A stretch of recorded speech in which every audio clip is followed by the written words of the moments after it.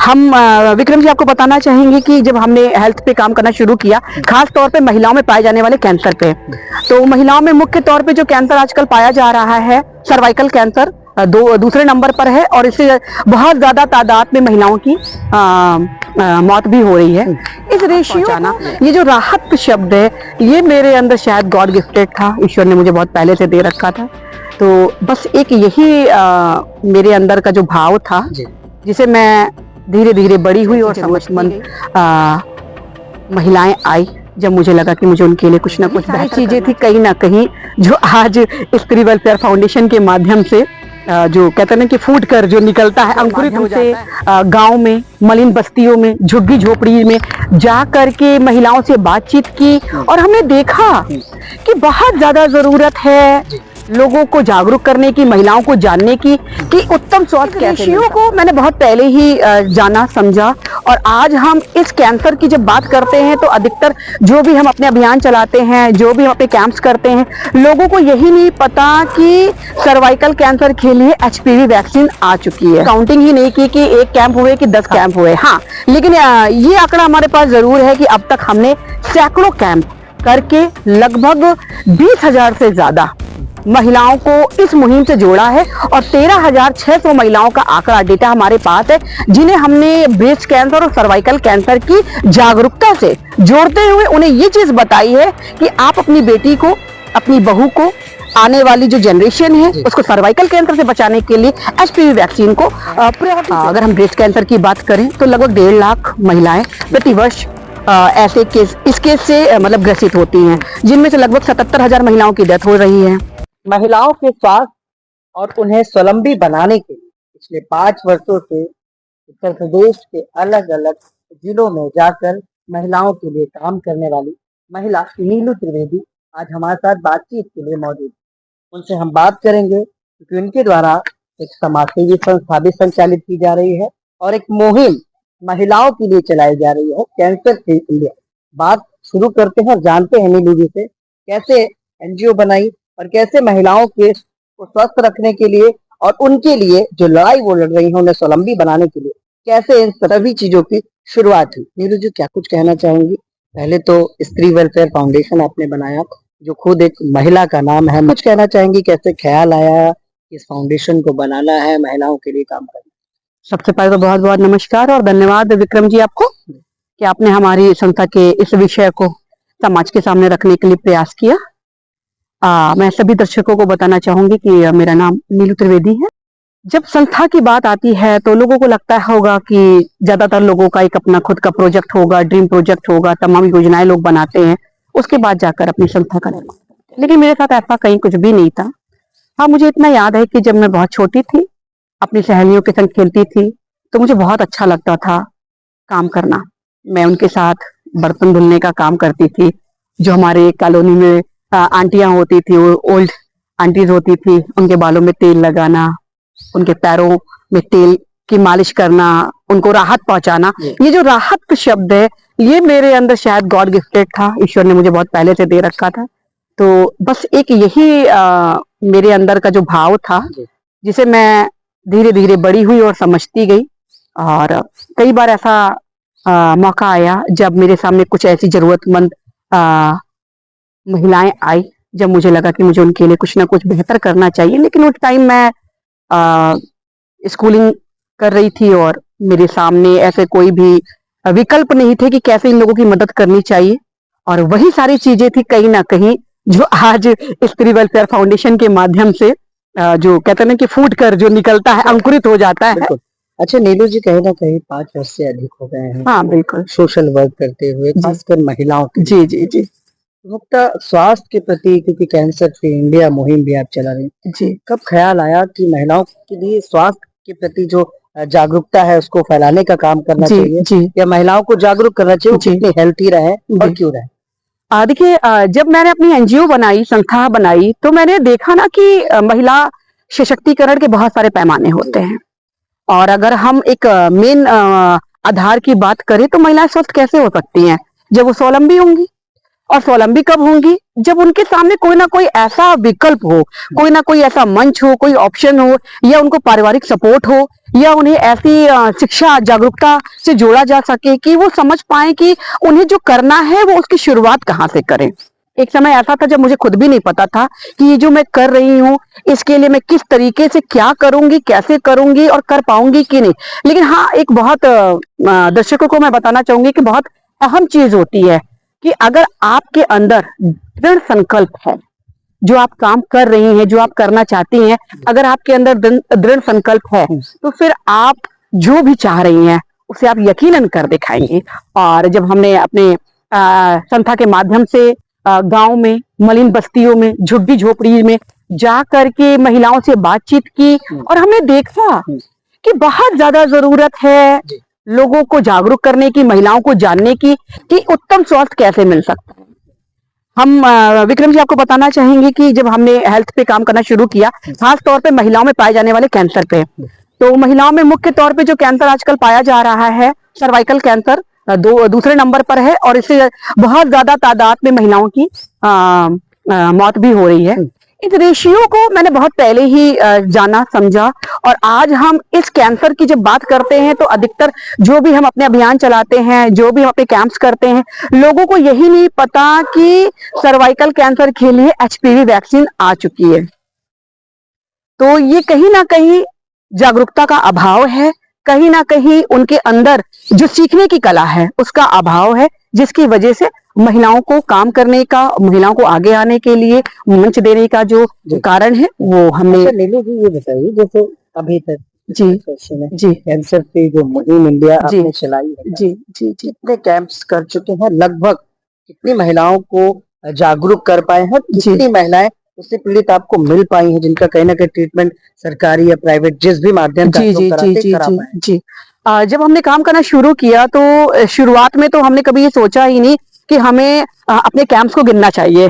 तो हमने निस्वार्थ भाव से इस काम को करने की कोशिश की और हमने काउंटिंग ही नहीं की कि 1 कैंप हुए कि 10 कैंप हुए। हाँ, लेकिन ये आंकड़ा हमारे पास जरूर है कि अब तक हमने सैकड़ों कैंप करके लगभग 20,000 से ज्यादा महिलाओं को इस मुहिम से जोड़ा है और 13,600 महिलाओं का आंकड़ा डेटा हमारे पास है, जिन्हें हमने ब्रेस्ट कैंसर और सर्वाइकल कैंसर की जागरूकता से जोड़ते हुए उन्हें ये चीज बताई है कि आप अपनी बेटी को, अपनी बहू को, आने वाली जो जनरेशन है उसको सर्वाइकल कैंसर से बचाने के लिए एचपीवी वैक्सीन को प्रायोरिटी पे रखें। अच्छा नहीं, तो क्या लगता है हर दूसरी महिला में क्या ये कैंसर पाया जाना मतलब मुमकिन है या संभवतः ज्यादातर महिलाओं में मिलता है? जी देखिए, जो आज का जो डेटा है, अगर हम ब्रेस्ट कैंसर की बात करें तो लगभग 1.5 लाख महिलाएं प्रतिवर्ष ऐसे केस, इस केस से मतलब ग्रसित होती हैं, जिनमें से लगभग 77,000 महिलाओं की डेथ हो रही है।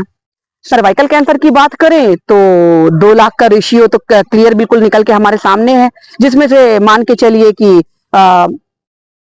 80 से 90,000 के आंकड़े हैं जो महिलाएं जिनकी डेथ हो जा रही है। ये एक ऐसा रेशियो है जो गवर्नमेंट जिसकी गणना करता है, लेकिन एक बहुत बड़ा समुदाय है जो सड़कों पे रहता है, झुग्गी झोपड़ी में रहता है, जो पलायन करता है, जो इस गणना से छूट जाता है। तो उस गणना को भी अगर हम बात करें तो आज हमारे भारत देश में लगभग 4 लाख लोगों की प्रतिवर्ष सिर्फ कैंसर से मौत हो जा रही। वो भी कौन से कैंसर? हम ब्रेस्ट कैंसर और सर्वाइकल कैंसर की बात कर रहे हैं। लगता है कैंसर सुनने से ही लोग डर जाते थे, जाहिर सी बात है, आज भी डर जाते हैं, तमाम वो इलाज क्यों ना मिल पा रहे। लगता है इसका इलाज आसान है, महिलाओं को करना चाहिए था या करना चाहिए? जिस तरह से आप लोग अभी अभियान चला रहे, हेल्थ चेकअप से महिलाएं वंचित है, हेल्थ चेकअप नहीं कराता है, महिलाएं क्या पुरुष भी नहीं कराते हैं जी। तो हेल्थ चेकअप और कहीं ना कहीं इसका इलाज ये कितना जरूरी है, कितना सरल है जो लोगों को मिल सकता है? देखिए, सबसे पहले तो मैं अपने दर्शकों को बताना चाहूंगी, कैंसर फ्री इंडिया ये एक ऐसा सेंटेंस है जिससे लोग अधिकतर समझते हैं कि कैंसर फ्री इंडिया तो मैडम कैंसर हो जाने के बाद हमें फंडिंग कर देंगी, कैंसर हो जाने के बाद मैडम हमें हॉस्पिटलाइज करा देंगी, कैंसर हो जाने के बाद जो कैंसर वैक्सीन आ रही हैं, जो इंजेक्शन आ रहे हैं, वो मैडम हमें फ्री ऑफ कॉस्ट अवेलेबल करा देंगी। हमारे पास आए दिन ऐसे कॉल्स आते हैं, लोग फंडिंग के लिए कॉल करते हैं, लेकिन कैंसर फ्री इंडिया का जो अर्थ है, कैंसर हो जाने के बाद नहीं, कैंसर होने से पहले की जो भूमिका है उसे हम निभा रहे हैं। और जो हमारे देश में आज कैंसर से होने वाली मौतें हैं, कहीं ना कहीं उसका जो मेन कारण है वो जागरूकता का अभाव है। आज हम अगर महिलाओं की बात करें तो महिलाएं अगर पेट में दर्द है, सीने में दर्द है या ज्यादा ब्लीडिंग हो रही है तो वो क्या करती हैं कि मेडिकल स्टोर से टैबलेट्स खरीद लेती हैं, पेन किलर्स ले लेती हैं, अपने हस्बैंड को नहीं बताती तो बाकी की तो बात ही छोड़िए, क्योंकि उनके दिमाग में एक चीज बैठी हुई है कि अगर हम बताएंगे तो तुरंत हमारी कोई ना कोई जांच निकल के आएगी, हमें जांच करवाना पड़ेगा और 4 से 5 हजार का बिल बन जाएगा। अच्छा, आमतौर पर जिसके लक्षण है जी, क्या है जिससे महिला खुद पहचान सके कि कहीं ना कहीं वो इस दिशा में जा रही है कि उसको जी, ये गंभीर बीमारी हो सकती है? बिल्कुल।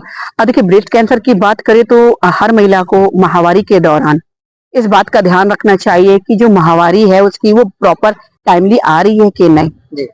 माहवारी के जो डेज है, जो दिन है, वो बराबर उतने ही दिन है या कम है। किसी किसी महिला में 1 दिन का, किसी किसी महिला में 2 दिन का या काफी लंबा पीरियड भी लोगों में देखा जाता है। इसके अलावा और भी बहुत से ऐसे तमाम लक्षण है जो महिलाएं व्यक्तिगत रूप से ही बात करना उचित समझती है। सार्वजनिक तौर पर उन विषयों पर जब हम बात करते हैं तो कहीं ना कहीं वो असुविधा महसूस करती हैं। लेकिन मैं अगर सर्वाइकल कैंसर की बात करूं तो जाहिर सी बात है कि हम अपने शरीर में अगर कोई परिवर्तन होता है तो सबसे पहले हमें पता चलता है। हम जब सामने वाले को बताते तब वो जान पाता है। तो हर व्यक्ति को पता चलता है कि उसके शरीर में कुछ ना कुछ चेंजेस हो रहे हैं। सपोज दैट किसी महिला के ब्रेस्ट में अगर कोई गांठ हो रही है, कोई लम्स हो रहा है, कोई निफ नोट्स उसमें सूजन आ रही है तो उसको यहाँ पे गंभीर हो जाना चाहिए। उसे तुरंत समझना चाहिए कि मामला बहुत सीरियस है, हमें इसको उचित परामर्श लेना चाहिए, सही दिशा में जाकर उसकी जांच करवानी चाहिए और उस पर इलाज शुरू कर देना चाहिए। अगर हम सर्वाइकल कैंसर की बात करें तो आज की डेट में जैसे कि 9 साल से लेकर 14 साल की बच्चियों के लिए वैक्सीन आ रही है। तो जो जागरूकता है ना, हमें मिथ जो है कि मतलब जो फैक्ट्स हैं उसके उस पर काम करना चाहिए, उस पर बात करनी चाहिए। उसके जो दुष्परिणाम है उस पर गलत विचार, गलत संदेश नहीं देना चाहिए। अच्छा, नीलू जी ने जब इस मुहिम की शुरुआत की जी, किस किस दिक्कतों का सामना हुआ, क्योंकि जब कैंप लगाना होता है जी, तो टीम जाती है, जी, जी, जी। कैसे पहुंचते हैं आप लोग? अपने साधन से, अपने किराए हाँ, से, अपने भाड़े से, हाँ, या बिल्कुल, सरकार या बिल्कुल। कुछ सामाजिक लोग इस कार्य में नहीं, आपकी मदद करते हैं? नहीं विक्रम जी, आज हमें 5 वर्ष से ज्यादा हो गया है इस मिशन पे काम करते हुए और हमने बहुत सारे अपने वीडियोस में या अपने कैंप्स के दौरान पब्लिक को बताने की भी कोशिश की कि यदि आप चैरिटी देना चाहते हैं, स्पॉन्सरशिप देना चाह रहे हैं तो मैं स्वागत करती हूँ, क्योंकि हमें किसी भी प्रकार से किसी भी तरीके की कोई भी सरकारी सहायता या कोई भी सरकारी अनुदान आज तक नहीं मिल पाया है। और मैं इस वीडियो के माध्यम से अपने भारत सरकार से, माननीय मोदी जी से, माननीय योगी जी से मैं निवेदन भी करना चाहूंगी कि ये जो जागरूकता है वास्तव में बहुत ही संजीदा विषय है। इस पर हम सभी को बहुत ही ज्यादा एक मत होना चाहिए, एकजुट होकर जागरूकता का प्रचार प्रसार करना चाहिए, क्योंकि ये किसी व्यक्ति विशेष का विषय नहीं है। ये WHO के जो आंकड़े हैं ऑलरेडी डिक्लेयर हो चुके हैं कि 2035 तक हमारा उत्तर प्रदेश भी पंजाब बन जाएगा, जब हर चौथा घर कैंसर से ग्रसित होगा। और जिन बातों को करने में आज हम शर्म महसूस करते हैं या हमारी ऑडियंस सुनना पसंद नहीं करती है, कल वही विषय इतना ज्यादा चर्चा का विषय हो जाएगी कि हर व्यक्ति की जुबान पर सिर्फ उसी की बातें होंगी। विक्रम जी, मैं आपको एक चीज और ध्यान आपका आकर्षित करना चाहूंगी कि हम देखते हैं कि कैंसर के पेशेंट बढ़ रहे हैं और जगह जगह हॉस्पिटल्स भी बढ़ रहे हैं, हॉस्पिटल भी बढ़ रहे हैं, डॉक्टर्स भी बढ़ रहे हैं और पेशेंट भी बढ़ रहे हैं, फिर भी ये रेशियो कम क्यों नहीं हो रहा है? आखिरी मैसेज है, महिलाओं के लिए क्या कुछ कहना चाहेंगे कैंसर की को लेकर? हाँ, मैं अपनी सभी बहनों से एक ही बात कहना चाहूंगी कि आप परिवार की धुरी हैं, समाज की धुरी हैं, तो खुद भी स्वस्थ रहे। जब आप स्वस्थ रहेंगे तभी अपने परिवार को, अपने समाज को स्वस्थ रख पाएंगे। जय हिंद, जय भारत। ये थी हमारे साथ नीलू त्रिवेदी, जो कैंसर फ्री इंडिया और महिलाओं के लिए, उन्हें स्वावलंबी बनाने के लिए अलग अलग तरह की मुहिम चलाती, कभी उन्हें रोजगार देने का प्रयास करती है तो कभी उनके स्वास्थ्य के लिए काम करती। पिछले 5 वर्षों से कैंसर फ्री इंडिया मुहिम को लेकर नीलू त्रिवेदी लगातार उन महिलाओं के बीच पहुंच रही है जो कहीं ना कहीं इस बीमारी से पीड़ित, ग्रसित थी और वंचित थी, क्योंकि महिलाओं को हर एक वर्ष के भीतर ही हेल्थ चेकअप की बेहद जरूरत है और कहीं ना कहीं हर उस वर्ग, पुरुष महिला सभी को हेल्थ चेकअप की जरूरत है। और लगातार नीलू त्रिवेदी इसने अपने बल पर और अपने सहयोगियों के दम पर कहीं ना कहीं आम जनमानस के बीच में पहुंचती है, वहां एक कैंप का आयोजन करती हैं और इस पूरे कार्य योजना को और कहीं ना कहीं अवेयरनेस को लोगों तक पहुंचाती है। उम्मीद है हमारी खबर, हमारी स्टोरी आपको पसंद आएगी और कैंसर मुक्त भारत जो मुहिम नीलू त्रिवेदी की है किस तरह से पूरे देश में पहुंच रही है इसको दिखाने का हमारा छोटा सा प्रयास था। नमस्कार।